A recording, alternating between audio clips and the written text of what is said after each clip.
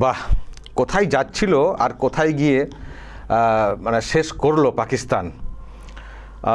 প্রথমে তো খুব ভালো ব্যাটিং হচ্ছিল, দর্শক বলতে পারেন যে আমিও খানিকটা ঘাবড়ে গিয়েছিলাম যে কোথায় যাবে স্কোরটা। আজকে তো প্রথমে টসে তো জিতেছে ভারত, কিন্তু ফিল্ডিং করার সিদ্ধান্ত নিয়েছেন সূর্যকুমার যাদব। কিন্তু পাকিস্তানের যে শুরুটা খুব ভালো হয়েছিল, বিনা উইকেটে 84, বুঝতে পারছেন, 100 রান হয়ে গেছিলো 11 ওভারে। মানে কি মারাত্মক একটা জায়গা। যদিও ইন্ডিয়ার ব্যাটিং সাইড খুব ভালো, কিন্তু তবুও স্কোর বেশি থাকলে একটা চাপ থাকে, ফলে সেই মানে খেলা মানে তাড়া করে জেতাটা খুব কঠিন হয়। কিন্তু দর্শক, আশা যে একেবারে আমরা মানে সব ছেড়ে দিয়েছিলাম তা না, ভরসা রাখছিলাম বোলিং সাইডের ওপরে।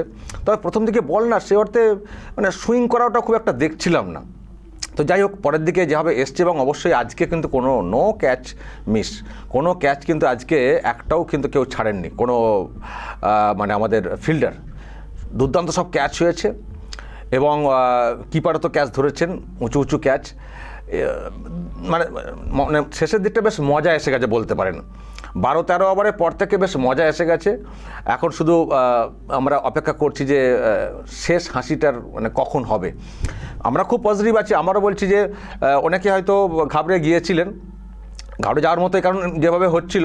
কিন্তু আবার একেবারে যে সব কিছু মানে কাঁদতে শুরু করে দিয়েছিলাম তাও না, ভরসা রাখছিলাম যে কিছু একটা হবে, কিছু একটা হবে। তো হয়েছে, একেবারে ধস, পাকিস্তান ইনিংসে পুরো ধস নামিয়ে দিয়েছে ভারত, এবং একটা এইরকম একটা জায়গায় গিয়ে শেষ করে দিল। ফলে এই মুহূর্তে স্কোর কিন্তু খুব বেশি না, এটাকে তাড়া করে জেতায় যায়। ফলে আমরা অপেক্ষা করছি, ইনিংস শুরু হবে, এবং আমরা খুব পজিটিভ, যেটা বলেছিলাম যে প্যাকেট বন্দি করে মুনিরের কাছে পুরো পাকিস্তানকে পাঠিয়ে দেবো। আশা করি শেষ হাসি আমরাই হাসবো। তবে দর্শক, অপেক্ষা করতে হবে। আর আজকে কতগুলো বিষয় দেখলাম, আজকেও কিন্তু হাত মেলানোর কোনো স্কোপ ছিল না। ভারতের ক্যাপ্টেন হাত মেলানোর দিকে কোনো রকম নেননি। হাত মেলানো হবে না, কিসে হাত মেলানো, আমরা খেলতে এসেছি বাধ্য হয়ে, এশিয়া কাপ না খেললে কিছু করার ছিল, তাই হাত মেলানোর কোনো জায়গা নেই, জাস্ট টসটা হয়েছিল। ফলে সূর্যকুমার যাদব তার যে অবস্থান সেটা তিনি কিন্তু ঠিক রেখেছেন, হাত মেলাননি।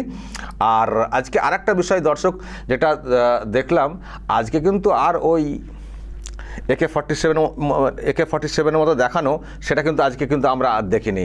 আজকেও সাহিবজাদা ফারহান হাফ সেঞ্চুরি মানে করেছেন, কিন্তু আজকে আর উনি ওই রকম আর অঙ্গভঙ্গি করেননি, কারণ ICC তো একেবারে করকে দিয়েছে তো। ফলে আজকে একেবারে শান্ত ভদ্র ছেলে, সব ভদ্র ছেলে, একেবারে মানে খুব ভদ্রভাবে তারা কিন্তু আজকে খেলছেন মাঠেতে।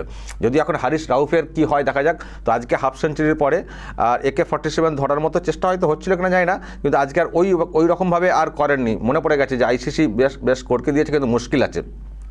ফলে দর্শক, আজকে হাফ সেঞ্চুরি করলেও আজকে কিন্তু ভদ্রভাবে ব্যবহারটা করেছেন এই ফারহান। তো দেখা যাক দর্শক, এখন আমরা ব্যাটিং দেখার জন্য বসতে যাচ্ছি।